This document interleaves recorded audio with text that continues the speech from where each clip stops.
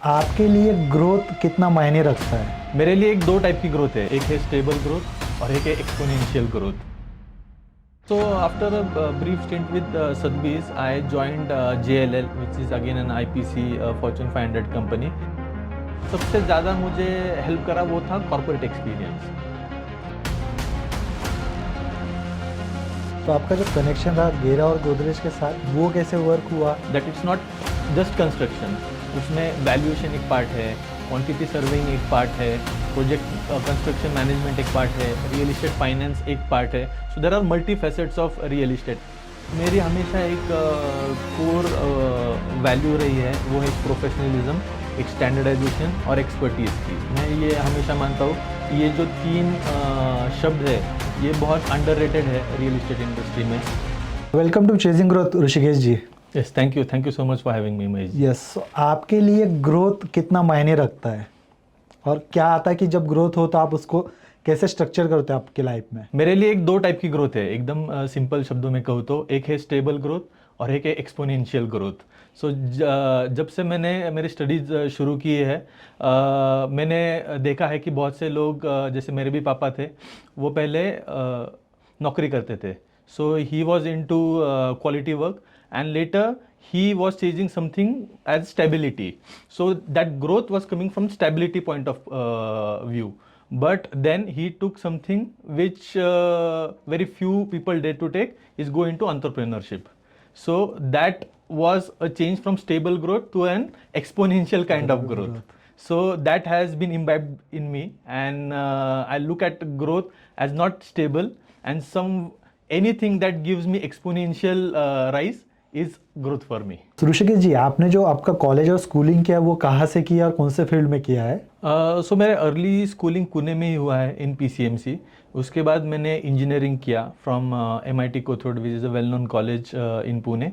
And उसमें मैंने जैसे टेक्निकल पॉइंट ऑफ व्यू से सिविल इंजीनियरिंग की, had a background in it. But during my college days I felt कि I should pivot from technical to management kind of thing. इसीलिए मैंने MBA किया real estate and urban infrastructure management से from RICS school of built environment, which has 2 branches in Noida and in Mumbai. So I went to the Noida one, and from there really my real estate journey started. Okay. और आपका जो transition था कि construction side से आपने management side shift किया, उसमें pivot में आपको क्या डिसीजन ट्रिगर किया कि नहीं, टेक्निकल ना रहते हुए मैं मैनेजमेंट रोल में ज़्यादा फोकस दूँ? So I was always a good student. Grades हमेशा अच्छे आए हैं. 10th में टॉपर था स्कूल का, 12th में अच्छे ग्रेड आए, so naturally got a good college. So हमेशा ऐसा ही था कि I am a numbers guy, technical guy. So first second year काफ़ी अच्छे गए, मार्क्स भी अच्छे थे. But being from civil engineer, हमारे MIT कॉलेज का बैकग्राउंड ऐसा था कि there are lot of events and big events which are famous pan India kind of things, and उसमें भी सिविल इंजीनियरिंग बहुत अच्छा था. So fortunately enough I got to be part of that kind of events where in third year under the guidance of seniors I went through all the grills of how to organize an event, what goes into it, the marketing part, the finance part. Also, we need to procure payments from the sponsors as well, और college से भी चाहिए थे. सो ये जो multi faceted role था ये मुझे काफ़ी इंटरेस्टिंग लगा. And like I told you कि मैं एक्सपोनेंशियल ग्रोथ में बिलीव करता हूँ, तो यहाँ पे मुझे लगा कि यार ये एक फील्ड है टेक्निकल, तो इसमें मुझे मज़ा नहीं आएगा, ये मल्टी फैसेटेड ग्रोथ में ज़्यादा मज़ा आएगा. So then I became one of the heads of the event called निर्मिति.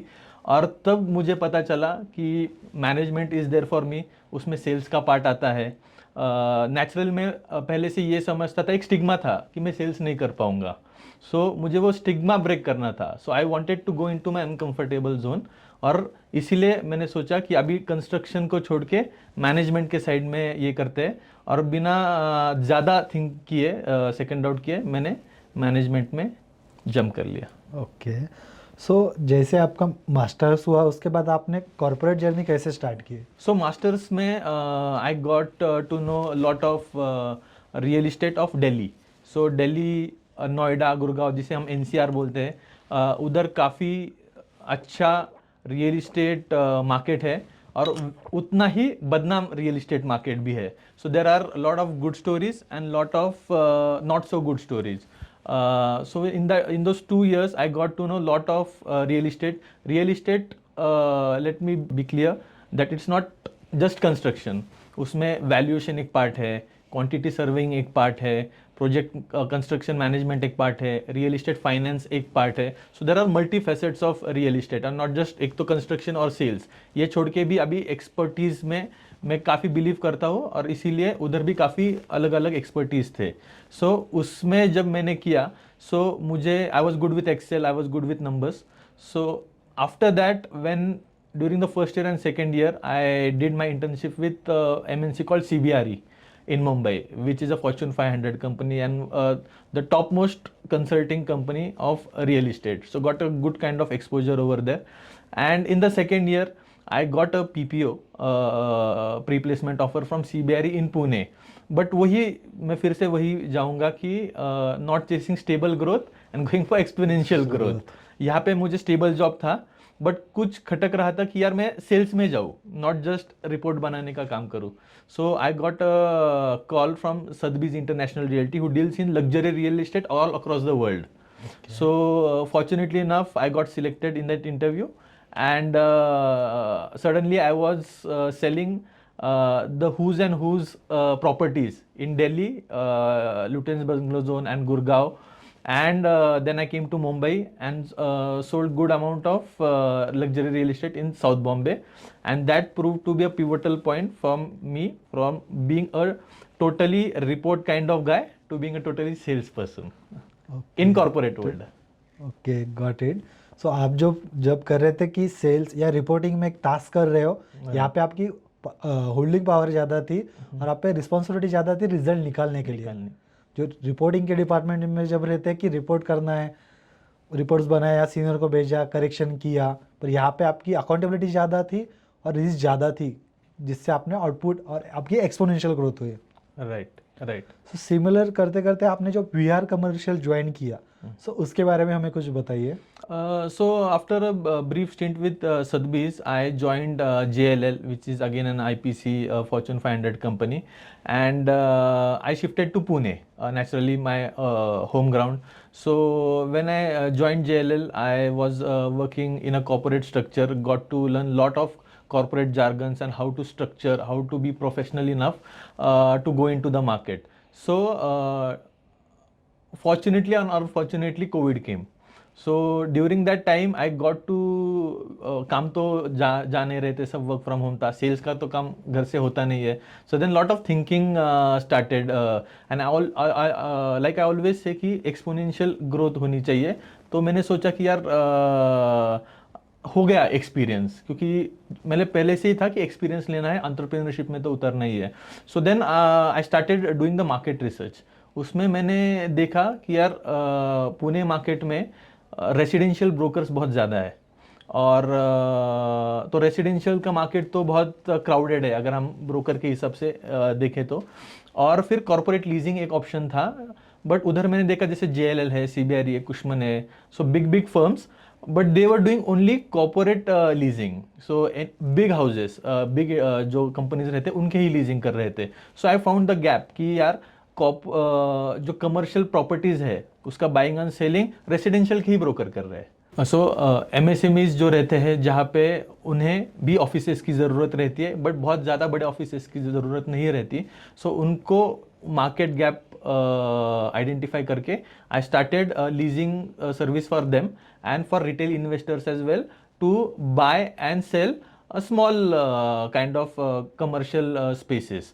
From there my journey began, and I started selling from Gera का एक प्रोजेक्ट था PCMC में. So I resigned from my job at JLL, and within 2 to 3 months I was on the ground, bootstrapped पूरा मेरा startup था, और वैसे मेरी जर्नी शुरू हुई. बट लकीली इनफ जो मार्केट गैप था वो मैंने करेक्टली आइडेंटिफाई कर लिया, and I got a good strong response from retail buyers to buy commercial office spaces in PCMC in Gera project. Sorted. सो आपका जो कनेक्शन रहा गेरा और गोदरेज के साथ, वो कैसे वर्क हुआ? ऐसे क्लाइंट के साथ एज अ खुद का बिजनेस आपने जब काम किया, JLL और अदर ब्रांड्स के थ्रू आपने इन सारे ब्रांड्स के साथ काम किया, बट जब आपका खुद का बिजनेस था तब इनके साथ डील करने में आपको कुछ डिफरेंशिएट लगा, कुछ चैलेंजेस आए, या स्टेक होल्डर जो थे उनके साथ डील करने में कुछ इशू लगा? मेरी हमेशा एक कोर वैल्यू रही है, वो है एक प्रोफेशनलिज्म, एक स्टैंडर्डाइजेशन और एक्सपर्टीज़ की। मैं ये हमेशा मानता हूँ कि ये जो तीन शब्द है ये बहुत अंडररेटेड है रियल इस्टेट इंडस्ट्री में। रियल इस्टेट इंडस्ट्री हमेशा से ही एक इनफॉर्मल सेक्टर की तरह ही देखा जाता है and not a formalized one. So हमेशा मेरा ये ही मानना रहा है कि अगर आप प्रोफेशनल हो, एक एक्सपर्ट हो सब्जेक्ट मैटर के, so it helps. JLL also helped. The biggest advantage that I got was being with a JLL, coming with a JLL background and with that professional experience. The only change that I found was, as an owner, we are treated differently as opposed to an employee of JLL. So I got that renewed confidence कि यार जो भी होगा मैं ही responsible हूँ उसके लिए. So that became a good marker for exponential growth again that I'm talking about. That I am responsible for everything. So जब मैं क्लाइंट पहले आते थे कॉर्पोरेट में, तो kind of I was not responsible, the corporate company was responsible for it, but with great power comes great responsibility. So that I kept in mind and in that way जब मैं किसी भी client को consult करता हूँ, I wanted to go with a professional company as well. So Gera and Godrej, as we all know, does a very good job in Pune, has a brand and market value, and they somewhat resemble the professionalism, the standardization and the expertise that I believe in. So मैंने उनके products पहले बेचना चालू किया and it was a very smooth experience with them. So आपने जैसे बताया कि आपने मार्केट में गैप ढूंढा कि सारे जो कंसल्टिंग करे कमर्शियल में या लीजिंग करे वो बड़े लेवल पे हो रहा है, Right. और छोटे लेवल पे अलग ही चल रहा है। जो मिड रेंज MSME उनके लिए कोई सर्विस नहीं दे रही। ये गैप हर पर्सन को नहीं दिखा मार्केट में, तो ये दिखने के लिए आपका जो पॉइंट ऑफ व्यू आया या लर्निंग आए, उसके सोर्सेज क्या है कि जिससे बाकी जो अपकमिंग एंटरप्रेन्योर्स है वो समझे कि लर्निंग किस सोर्सेज से करे? सो मैं हमेशा एक गुड स्टूडेंट रहा हूँ। मुझे बुक्स पढ़ने में बहुत मज़ा आता है। मैंने रॉबर्ट कियोसाकी के बहुत सारे बुक्स पढ़े हैं एंड कुछ इंडियन ऑथर्स थे उनके भी बुक्स पढ़े हैं।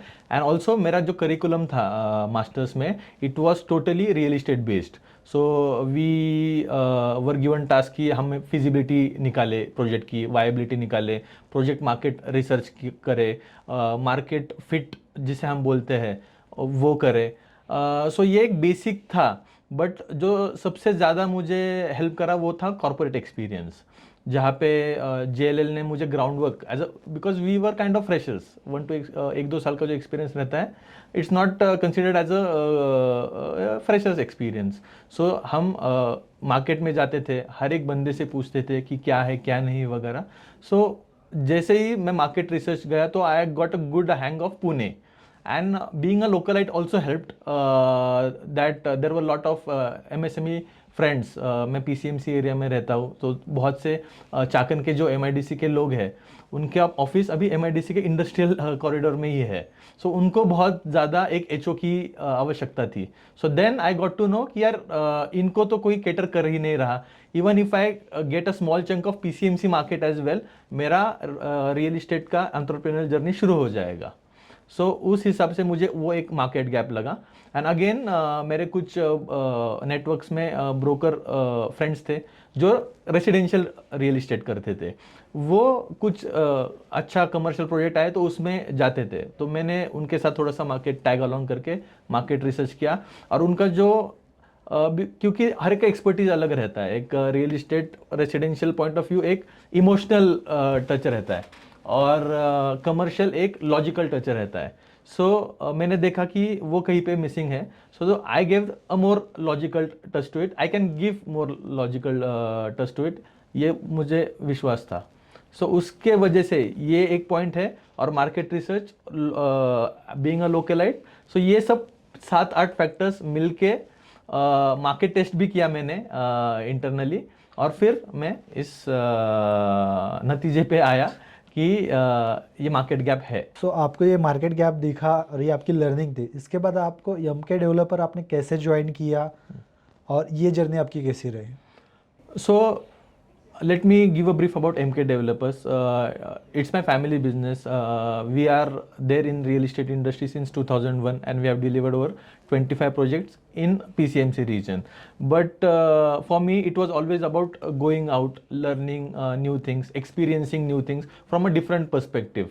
Because I always knew during my early days that world is changing fast, and we need to be adapt to it. Books में भी काफ़ी मुझे लर्निंग्स मिले। जैसे रियल इस्टेट का मैंने सबसे जब एक बुक पढ़ी थी तो उसमें we were talking about FDIs, जो फॉरेन डायरेक्ट इन्वेस्टमेंट 2005 में शुरू हुआ। उधर hundreds and thousands of crore पैसा इंडिया में आने लगा। So as a kid I always use to think यार हम यहाँ पे जिस अमाउंट में खेल रहे हैं ये काफ़ी बड़ा अमाउंट है, इसके लिए कुछ ना कुछ तो अलग करना पड़ेगा। सो वो एक ट्रिगर पॉइंट था हमेशा मेरे लिए। So then after so much of journey with corporate world, with VR commercial, I made contact with who's and who's of corporates. We managed to lease out around 1.5 lakh square feet in 3.5 years. So I got a good amount of exposure, good minds to talk to, and when I felt that I am now ready to join back my family business, तब मैंने MK developers को join करके now I am working as a director with MK developers. जो अभी नए business owner जो business करना चाहते हैं उनके लिए आप क्या सजेशन दोगे कि वो जर्नी उनके लिए स्मूथ जाए? पहले बात तो मैं हमेशा प्रोफेशनलिज्म, स्टैंडर्डाइजेशन और एक्सपर्टीज पे मानता हूँ। So in today's world it's all about skills first, कि to know what you are into. There is a good book start with a why by Simon Sinek. It's a very good book. So पहले तो हमें identify करना होगा कि why do we want to do this. और मैंने एक business training में सीखा है कि ये जो व्हाई है कि why do you want to do business for example, इसका अगर रीज़न पैसा कमाना है so it's not a good enough motivation for you, because पैसा तो आप कमा लोगे। There should be some agenda where your personality comes out. So I got that very early on कि मुझे रियल इस्टेट को जितना हो सके उतना प्रोफेशनल स्टैंडर्डाइजेशन और स्ट्रक्चर्ड वे में बनाना है। सो वैसे मैं यंग एंटरप्रेन्योर्स को यही एडवाइस दूंगा कि find your why, and in real estate it's very important. Similar question इसको जोड़ के कि जो लोग फैमिली बिजनेस ज्वाइन करना चाहते हैं उनके लिए आप क्या सजेशन दोगे? The biggest learning for me comes in a single word, is called alignment. तो जब भी एक फैमिली बिजनेस हम ज्वाइन करते हैं, जैसे for my example, from my example 25 years of experience my father had, and I suddenly came with a different perspective. It sometimes becomes a non-aligned world between both of them. So to make that alignment right becomes a crucial thing. So वो alignment आप लाइए पहले, और उसके लिए सबसे important है आपके values जानना. So the biggest alignment for me came from understanding the value of my father, who from what point of view he was doing business. So एक बार वो values आ गए, सिस्टम्स बदल सकते हैं बट वैल्यूज़ कभी बदलते नहीं है। सो वो जब अलाइनमेंट आप ला पाओगे, it would be much better and smooth for you to come in family business और take over the family business for that matter. So जो नए बिजनेस करना चाहते हैं और जो फैमिली बिजनेस ज्वाइन करना चाहते हैं उनके लिए आपने आपके एक्सपीरियंस से जो चीज़ें बताई है उनकी जर्नी स्मूथ करे ऐसे समझते हैं। और इसके साथ ही आज का एपिसोड एंड करते हैं। Thank you for coming. Thank you so much, Mahesh ji. It's been lovely to have this conversation with you. Real estate को काफ़ी professionals की ज़रूरत है, and I hope this podcast will reach out to all the professionals out there who are aspiring to be in real estate. And real estate is a great field to be in, and I'm so looking forward to real estate being an organized and formal sector in India. Yes. Thank you. ऐसे ही हम podcast करते रहेंगे और आपके जैसे developers आके ideas देते रहेंगे तो डेफिनेटली ये जल्दी अचीव होगा। Yes. Thank you so much. Yes, thank you.